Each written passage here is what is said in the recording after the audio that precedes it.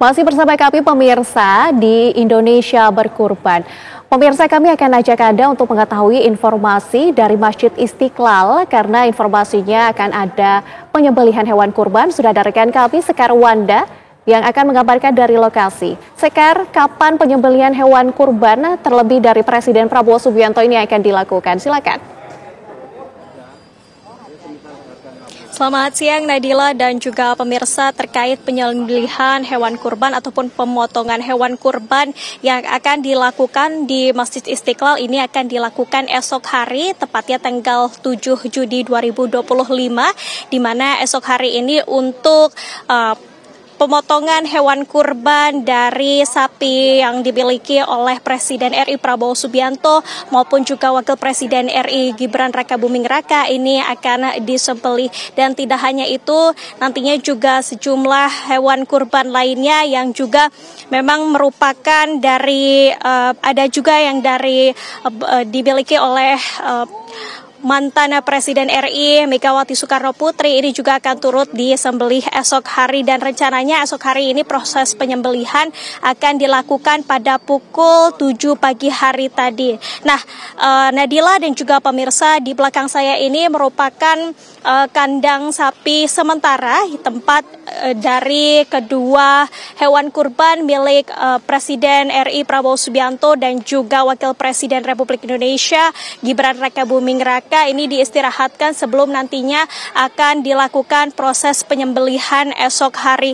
Dan di mana tadi pagi ini sudah dilakukan proses serah terima oleh Menko PMK yakni Pratikno secara simbolis sebagai hewan kurban dari Presiden Prabowo Subianto dan juga Wakil Presiden Gibran Rakabuming Raka, di mana memang penyerahan hewan kurban ini ditunjuk langsung atau ditugaskan langsung dari Presiden RI dan juga Wakil Presiden Republik Indonesia kepada Pratikno untuk melakukan penyerah terimaan ke Masjid Istiqlal. Kemudian jika kita membicarakan mengenai hewan kurban yang dimiliki oleh Presiden Prabowo maupun Wakil Presiden Gibran Rakabuming Raka, untuk ukurannya sendiri dari Presiden Prabowo sendiri memiliki hewan kurban yang berukuran 1,25 ton dan diberi nama Brawijaya. Sementara untuk sapi yang dimiliki oleh Wakil Presiden Gibran Rakabuming Raka ini berbobot 1,1 ton dengan nama Jack.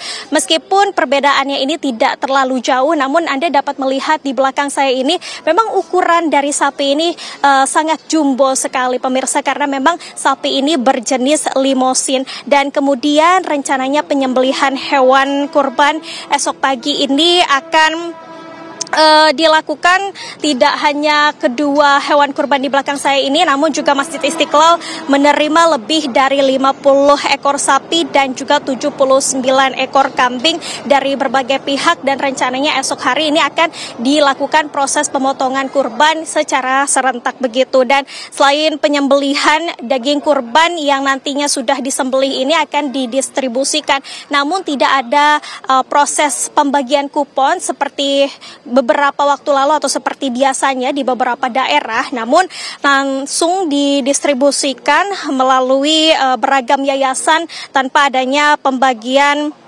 langsung di lokasi, sehingga memang dari pihak Masjid Istiqlal ini sudah bekerja sama dengan sejumlah yayasan untuk mendistribusikan daging-daging kurban tersebut agar tepat sasaran dan juga untuk menghindari penumpukan massa. Dan khususnya untuk sapi presiden ini sendiri, dagingnya nanti akan diolah dan ini akan nantinya makan bersama begitu dari hasil daging kurban yang sudah diolah kepada 2.000 anak yatim yang akan dilakukan pada hari Minggu mendatang. Dan agenda ini juga diinisiasi oleh Kementerian Agama yang juga turut mengundang anak-anak yatim piatu yang juga berasal dari wilayah Jabodetabek. Tentu ini sangat menarik sekali Nadila dan juga pemirsa, dan kita akan menantikan bagaimana nanti kemudian proses penyembelihan hewan kurban hingga akhirnya nanti para anak-anak yatim yang juga diundang oleh Kementerian Agama dan juga Presiden Prabowo Subianto serta Wakil Presiden Gibran Rakabuming Raka sama-sama untuk menikmati hasil olahan daging kurban dari proses penyembelihan yang akan dilaksanakan esok hari. Nadila. Terima kasih laporan Anda langsung dari Masjid Istiqlal. Selamat bertugas kembali, Sekar. Dan pemirsa, kami akan kembali ajak Anda untuk berbincang dengan narasumber kami, Ustadz Abi Kifran. Ustadz Abi, kita tadi sudah dengarkan ya laporan dari rekan kami di Masjid Istiqlal tentang hewan kurban. Kami ingin tahu sebenarnya apa sih keutamaan ataupun makna dari berkurban di Idul Adha ini. Masya Allah, beruntung kalau kita menjadi hamba Allah yang dikasih kelebihan rezeki. Karena kesempatan untuk bisa mendapatkan ampunan Allah pada tanggal 10, 11, 12, 13 dengan cara paling cepat itu adalah ketika kita mampu berkurban. Sebagaimana kata Nabi, man amila amalan ahabba ilallah yaumun nahar ikhraqud dam.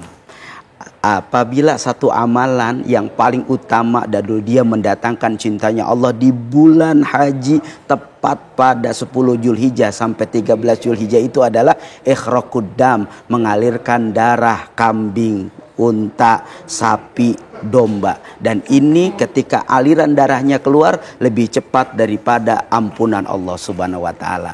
Jadi betapa sangat bersyukur dan beruntung. Satu, ternyata ketika kita berkurbannya karena Allah, tanpa kita minta, Allah ampuni dosa kita. Ini yang luar biasa.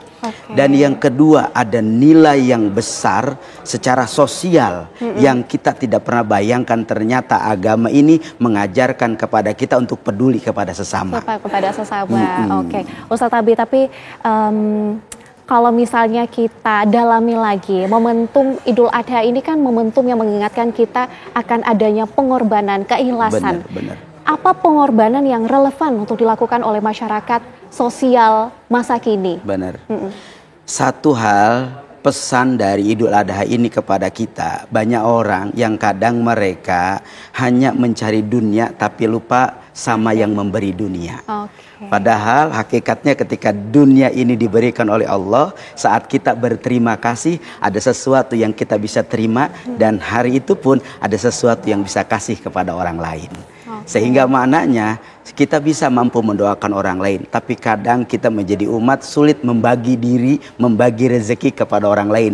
Maka Allah sayang sama kita. Untuk apa? Agar ketika kita mampu membagi dari rezeki yang Allah berikan kepada kita, mimma rozaqna yunfikun, ingat bahwa dari rezeki itu ada sebagian hak orang lain yang tentunya boleh jadi dengan rezeki kita bisa membuat orang lain bahagia.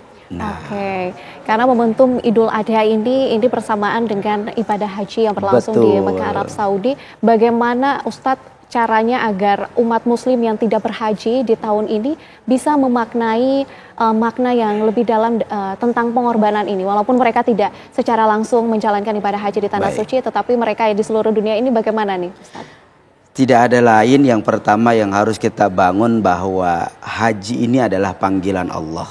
Saat ketika kita terpanggil jadi tamunya Allah, maka hakikatnya adalah menjadilah orang yang tunduk setunduk-tunduknya kepada Allah Subhanahu wa taala, sebagaimana janji kita, inna sholati wa nusuki wa mahyaya wa mamati lillahi rabbil alamin. Kita bersaksi bahwa hidup kita, mati kita, sholat kita, semua yang kita lakukan adalah karena Allah Subhanahu wa taala. Maka melihat dari refleksi yang dibuat oleh para tamu-tamunya Allah, mereka menjalankan ibadah haji, bagian yang paling inti adalah melahirkan rasa ikhlas dalam diri.